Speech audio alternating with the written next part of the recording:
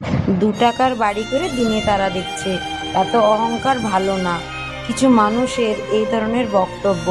আমি তাদেরকে বলতে চাই, তোমাদের কাছে যেটা ৳2 সেটা আমাদের কাছে লক্ষ লক্ষ টাকার সমান।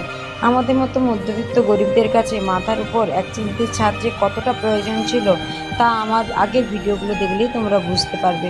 যখন আমার বাড়ি ছিল না, বাড়ি ভেঙে পড়েছিল, থাকতে পেতাম না, একটা ভাঙা ঘরে থাকতাম, তখন তো কই সাহায্যের জন্য ৳2 হাত বাড়িয়ে দাওনি।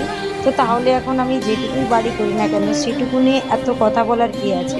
আর যদি বলো অহংকারের কথা, অহংকার আমার মধ্যে বিন্দুমাত্র নেই।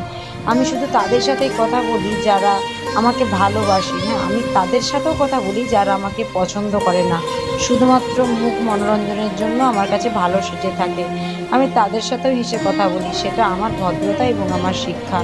আরেকটা কথা বলি, নিজের আত্মসম্মান নিয়ে বাঁচাটাকে অহংকার করা বলে না। একা একা থাকতে কেউই চায় না। আর আমি ভীষণ কথা বলতে ভালোবাসি, সবার সাথে মিশতে ভালোবাসি।